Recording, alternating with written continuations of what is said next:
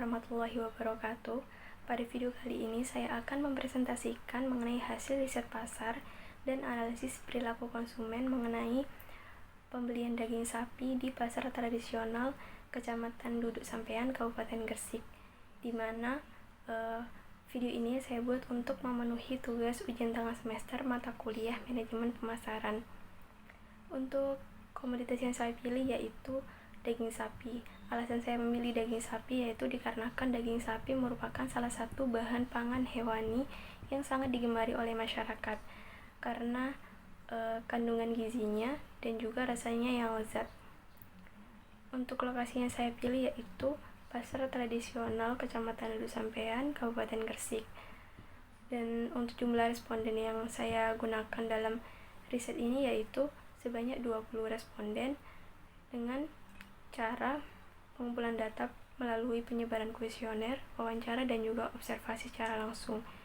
Dan untuk metode analisis yang saya gunakan yaitu deskriptif kualitatif. Pengertian dari riset pasar sendiri yaitu desain, pengumpulan, analisis, dan pelaporan yang sistematis atas data dan segala penemuan yang relevan dengan situasi pemasaran tertentu yang dihadapi oleh perusahaan.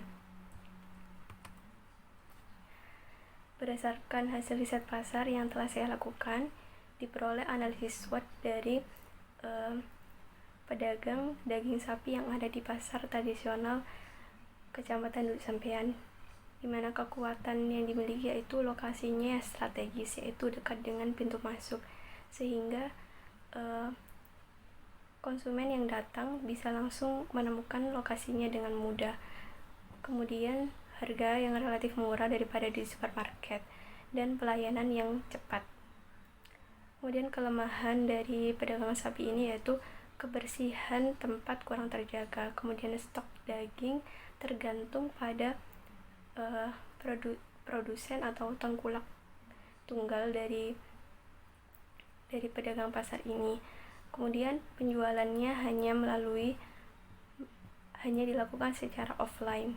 Kemudian untuk peluang dari pedagang daging sapi ini yaitu masih sedikit penjual daging sapi yang ada di pasar tersebut.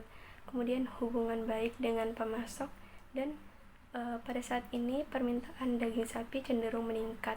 Hal itu juga dikarenakan semakin tingginya kesadaran masyarakat akan makanan sehat dan bergizi. Kemudian untuk tantangan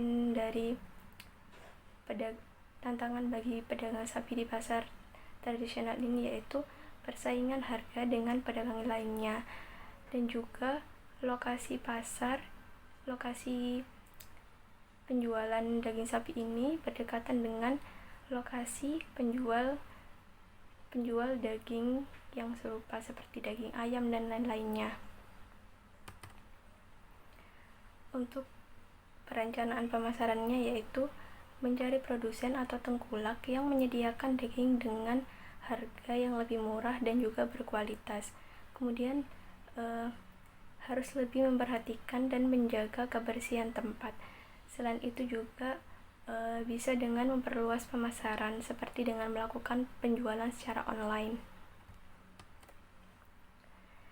Untuk selanjutnya yaitu perilaku konsumen. Pengertian perilaku konsumen sendiri yaitu proses atau aktivitas ketika seseorang berhubungan dengan pencarian, pemilihan, pembelian, penggunaan, serta pengevaluasian produk dan jasa demi memenuhi kebutuhan dan keinginan.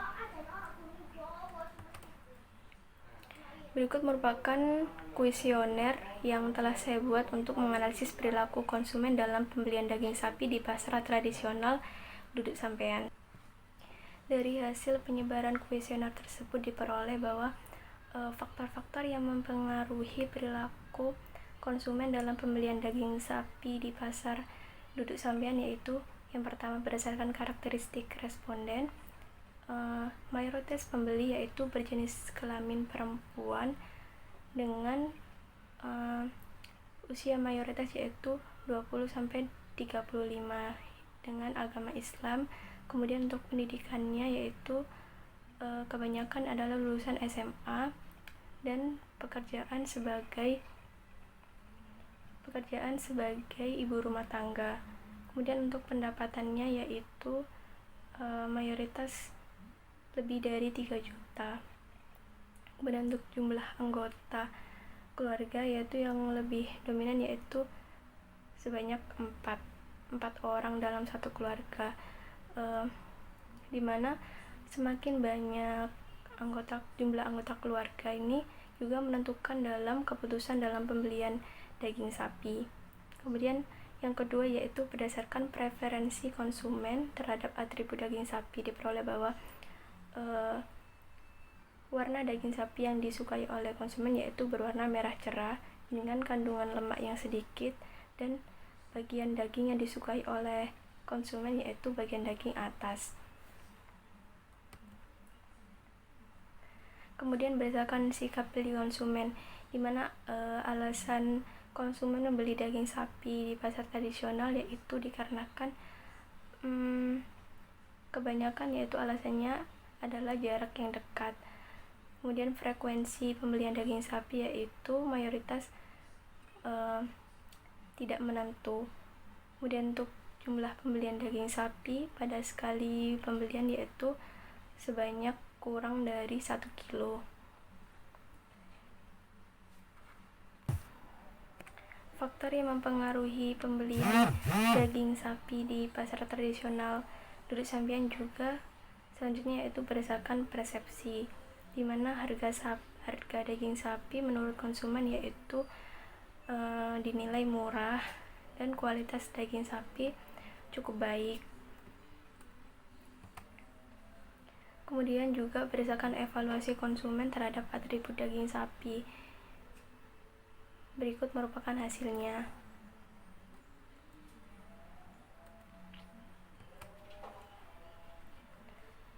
Dan dari kesimpulan hasil riset pasar dan analisis perilaku konsumen dalam pembelian daging sapi di pasar tradisional Duduk Sampean dapat diketahui berdasarkan karakteristik demografisnya, mayoritas pembeli daging sapi didominasi oleh perempuan dengan usia rata-rata 20-35 tahun yang berprofesi sebagai ibu rumah tangga dengan pendidikan mayoritas yaitu lulusan SMA. Agama mayoritas pembeli adalah Islam dan pendapatan keluarga sebesar lebih dari 3 juta serta jumlah keluarga yaitu 4 orang.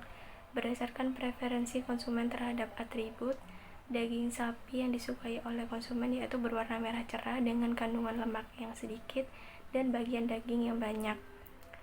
Kemudian berdasarkan sikap beli konsumen yaitu alasan membeli daging sapi di pasar tradisional yaitu karena jaraknya yang dekat dengan frekuensi beli tidak menentu dan jumlah pembelian rata-rata yaitu sebanyak kurang dari 1 kilo.